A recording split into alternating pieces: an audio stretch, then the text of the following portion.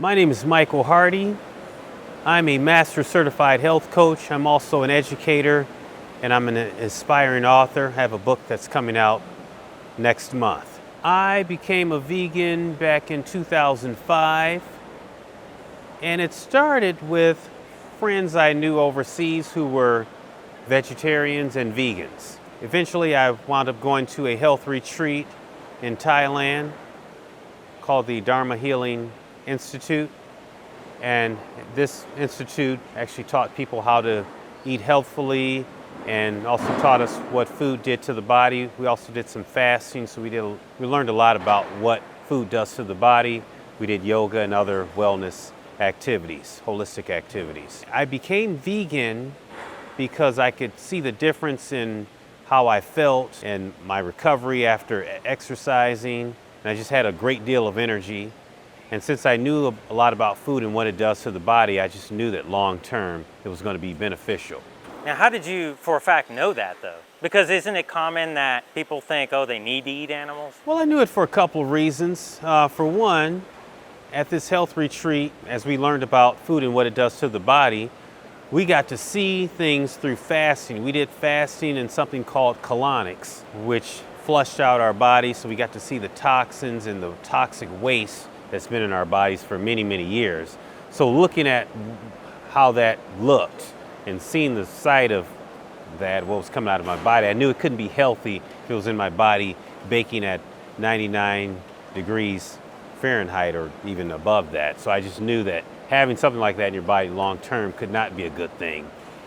And then I just, through research, just knowing that some of the longest living populations, especially in the blue zone areas, people lived longer and they either didn't eat meat or they had meat as a side dish but not as a main course. I just knew that having meat throughout the day, breakfast, lunch, and dinner was not a good thing. Now, I know growing up, I was health conscious, the family was health conscious, but we didn't eat a lot of meat, but I knew other families who ate more meat than we did, and I could see the health issues in those families. So I just knew, even from my own anecdotal research, that it wasn't good. And then when I got to look at more scientific research, I saw the results.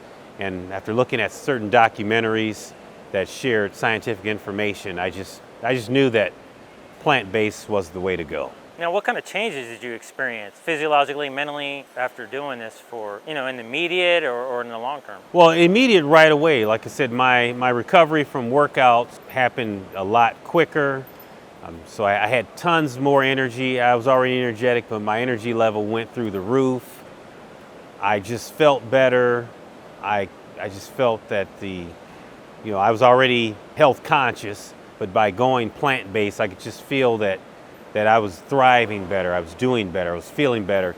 And even people my age who started going through certain health issues, I noticed I was not having those issues. And I just saw across the spectrum of other plant eaters who were in my age group were thriving the way I was thriving, and people who were not were having health issues. For example, I know people around my age and younger who had strokes and had heart conditions. So I didn't have anything like that, and I just knew from talking to the other plant eaters, neither did they. And all of us come from families where there's some sort of high blood pressure issues and things of that sort, but we didn't have that type of thing, the other plant eaters like myself, plant-based eaters. So I could see it from that point of view, just from my life and the lives of others that I knew around me. Now, we can call that anecdotal, but then just from looking at some scientific research, I could see that this was the way to go. And like I said, I could see for myself what it was doing for me and how I was growing and thriving. So I knew I was doing something right. Another thing, people who had issues like knee problems and things of that sort, once they took some advice from me, their knee problems disappeared. Their aches and pains disappeared. I'm talking, they went from a pain threshold of 10, like they were in extreme pain, to having a 4 in pain in 1 week, and then the pain disappearing shortly thereafter. So I could just see right there that it was making a strong impact on the people around me. Be any other changes that you've noticed? I'm healthy, so I didn't have, health conditions. I will say I'm just more focused. I'm more conscious of what I'm eating. I don't feel bloated. Some meals I would feel bloated, I would say, even when I was health conscious.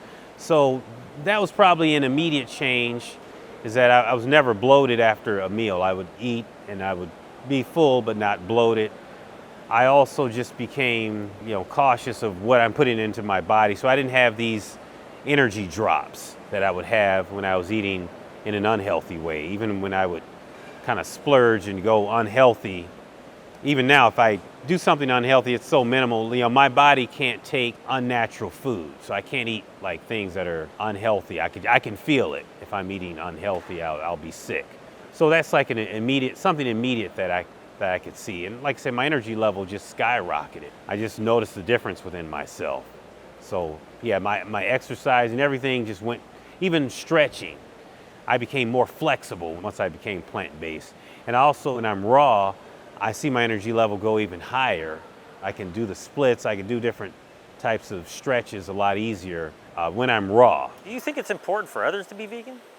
I think it is important for others because they'll see changes within themselves, and also they can help impact the others around them, and they'll also benefit the planet by eating less meat. It'd be easier on the planet if they would eat less meat. And like I said, they would feel better, they could help those around them. And if those around them are not feeling well, if there's some sort of condition within their genetic makeup, it will become minimized if they are eating more plants. Any difficulties with family members that aren't vegan, or how do you deal with family members during the holidays that aren't vegan? Well, fortunately, I'm from a family, like I said, that was already health focused. And even my extended family of cousins, aunts, and uncles, we were all pretty health focused in general. Say big family events like family reunions, we tend to have a lot of plant foods. Things are marked, whether they're the vegan area, there's a vegan area and then a non-vegan area, and things are pretty much marked with what has an animal involved and what does not. So they're very plant friendly. They always have a tray of raw fruits and vegetables at our dinners. So I'm talking extended family, cousins, aunts, uncles, family reunions. We always have lots of plant food, so the family is very accepting. And even there are vegetarians and vegans within the family. Many in the family they went from health conscious to becoming plant-based. So we have more plant eaters now than ever in the family. Now, do you think that's because of you, what they're noticing with you, or is it just the world in general? I think a combination, but I think I helped plant some seeds. I don't like to say I a lot, but definitely they saw what I was doing and they asked me some questions. They watched certain documentaries. They've seen some changes within themselves. So people would ask me questions. So family members still ask me questions. We'll have conversations about health and health foods, why we should eat better. So I think I played a big part in it. Have you found any ways that are more effective at encouraging others, or how do you go about maybe encouraging others? Well, I think they can see how I'm thriving. They see what's on my plate. They'll ask a lot of questions. So a lot of it comes from questions, just from being in people's presence. I don't do a lot of preaching and things of that sort, but they will see what's on my plate at dinner, or they'll ask me, what did you have for dinner? I wind up sharing things with people. They tell me they're having some issues. I'll say, I know someone who had similar issues. If you would like, I can tell you what I shared with them. So I just plant the seed that way. I try not to just say, you're having these conditions. Well, here's a 5-point plan. I don't do that. I think people don't always take that well. They might read more into it than what's there. So I've done a good job just by showing them what I'm doing, through the modeling process, what's on my plate, just basic conversations. Or if they say I'm having this issue, I'll say, I know someone who else had the issue, and I gave them some information. If you want me to share that, I will. Sometimes they'll say, no, that's fine. Or they'll come back later, yeah, remember you said such and such, could you share that with me? So that's helped a lot of people. And then they'll say, yes, I talked to Michael about this or that. And then people will call me sometimes and ask me questions about things. Do you identify with the word vegan? or just plant-based? I like to say I eat a whole food plant-based diet, or I live a whole food plant-based lifestyle.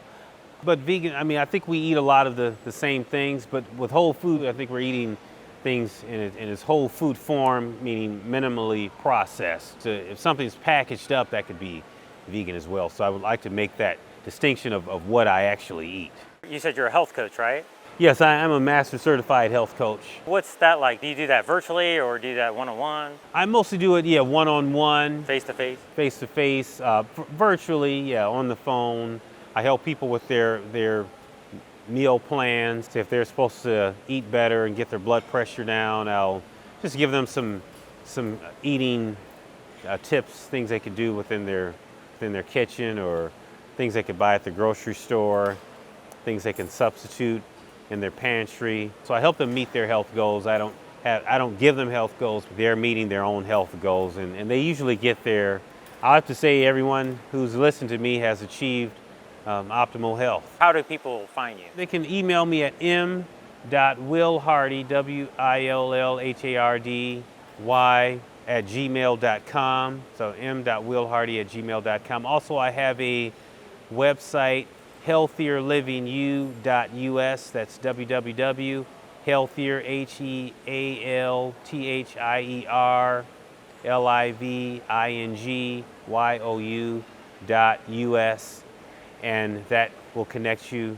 And you will also be able to access a book that's coming out. It's a children's book that deals with plant-based living, but it also would appeal to adults as well. And it has some interesting terms on healthy living and plant-based living. Has your reason for being vegan and staying vegan changed over the years? Pretty much it's the same, but I think I want to help more people.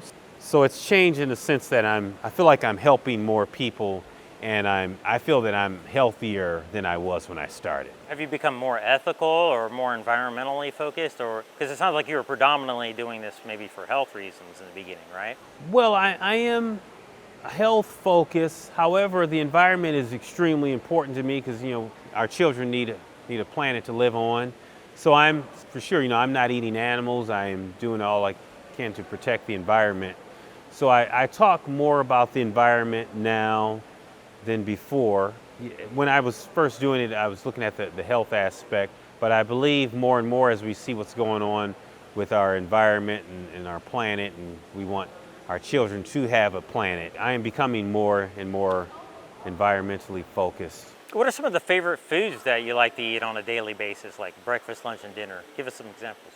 Well, of course, I love gigantic salads. My salad is a very big plate of salad. I don't eat like a side dish of salad. So I eat a salad definitely with every dinner and possibly even lunch. I love smoothies. I love the liquid reaching my body at the cellular level. Sweet potatoes. I love whole grain rice, lentils, peas.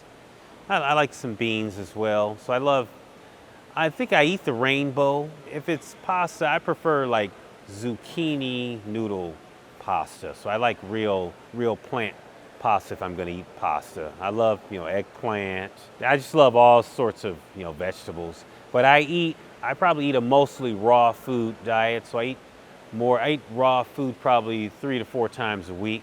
The one thing I might add with the raw food, when I'm eating raw food, would be I eat an avocado salad with half of an avocado with fermented vegetables. I also eat, nuts and seeds, about 3 tablespoons of nuts and seeds. I keep it pretty minimal, about an ounce and a half. You said raw 3 to 4 times a week. You mean like all day and that's it? Yeah, pretty much. I eat raw food all day, about 3 to 4 times a week. In the summer, definitely around 4. Winter, it's around 3. I keep it around 3 to 4, and then I'll go on a raw food fast where I'm eating, raw food for several weeks, and I feel good doing that. I call it a raw food fast. How much variety do you get? I've heard recently it was recommended getting like 30 different types of plant foods in a week. Do you feel like you get that kind of variety? I might not get the 30. I definitely eat the rainbow. I eat as many as possible. I keep a lot on my person. And when it comes to fruits and vegetables, I definitely eat the rainbow that you heard people talk about. the doctors in there, Dr. Furman and Miss Davis and Dr. Sabatino, I definitely, and the others who spoke. So I definitely eat the rainbow, and I feel like I get enough for sure. When you said who spoke, you mean here at the, yeah, tell us where we're at. Oh yes, I'm sorry, yes, at the National Health Association 2022 conference. Yeah, I listened to all the doctors, I took notes, all the speakers rather. Pretty much a lot of what they were talking about is definitely how I eat. And I eat a whole food plant-based diet. And I tend to go more on the raw side, but I eat cooked food as well, so I'm not 100% raw. You have a favorite quote or any types of quotes you'd like to share? I like the one quote, be the change you wish to see in the world. I might be modifying this a little bit. That's one, I think that's by Gandhi, I believe. And also, one from the Bible, cease from anger and forsake wrath. Do not fret, it only causes harm. I look at having maybe work-life balance / integration. There's a Bruce Lee quote that says something along the lines of, if you want to achieve something, you have to have laser-like focus. I know it's not the exact quote, but a kind of a version of the quote. Modified a couple of those quotes. And wherever you are, you want to be there, and I think that's more like mindfulness. I think that's another Gandhi quote. So I try to be mindful of where I am. Yeah, my motto is love everybody. That's a motto I like to live by. Do you think we'll ever see a vegan world? I would hope so. I hope we can have a vegan world, but I believe we will do a great job if we can just get more people to eat more plant-based. So, they say if we have a meatless Monday, that would help the planet, but if we could have more days of meatless Tuesday and, throughout the week, have more than just one day a week, that would be phenomenal. I think you will see more families becoming more vegan and plant-based. So I can see it spreading and happening that way, especially as we see that we need to help have a future planet for our youth. I believe so. That we'll go more in that direction, for sure. Is there anything that we didn't cover that you'd like to share? I think it's a great idea if you're in an area to go on meetup.com, maybe find some plant-based areas where they have potlucks, vegan potlucks. You can find a lot of vegan potlucks. There's some raw food potlucks too, I've heard. But I think people can find individuals in their area that will help them become more plant-based. So the potlucks, I think, would be a very good place to start if you're interested in becoming more vegan. Also to find organizations like the National Health Association, nice events like this.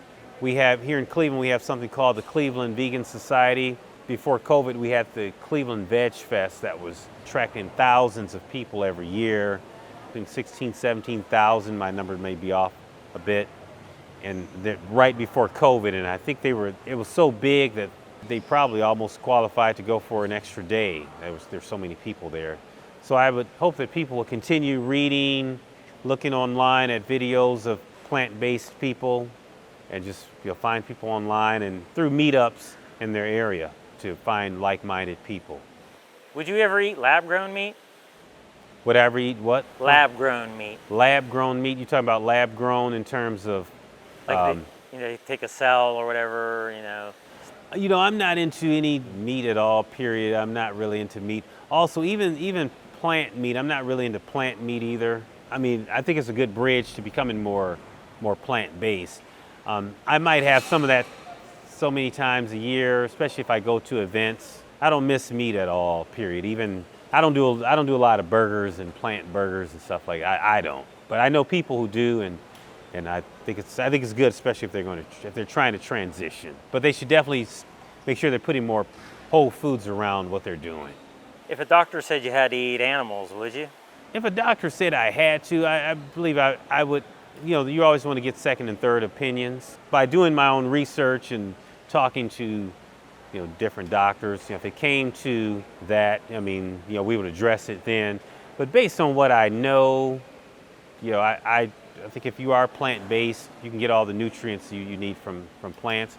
But definitely, we seek our medical advice from our medical practitioner. But doctors have different thoughts and practices on on plant-based eating. But definitely I would cross that bridge when we get there, and I would seek other opinions as well. Is there anything you'd like to see happen in this world during your lifetime? I would like to see fruits and vegetables become more common. I would like to see them become more available than they are, maybe not as expensive as they are. I would like to see that. I would like to see our kids eating better. I know that there are kids who don't have access to fruits and vegetables unless they're at school and they're fortunate to have a fruit or vegetable somewhere. I would like to see less food deserts. I would like to see people with access to full grocery stores, farmers markets. So I would like to see people who have access to more fruits and vegetables. Is there any last things you'd like to say to wrap this up? Encouraging words? Encouraging words. I want to thank the National Health Association for putting on this event and for also connecting people to like-minded individuals. So I want to thank them for also connecting people to different things that they can do to keep themselves healthier. So I want to thank the National Health Association and everyone involved, all the speakers for doing a great job, especially the Huberman family for putting this on and keeping everyone together and doing a great solid job, and all the volunteers and people who help them on their team for doing this year in and year out.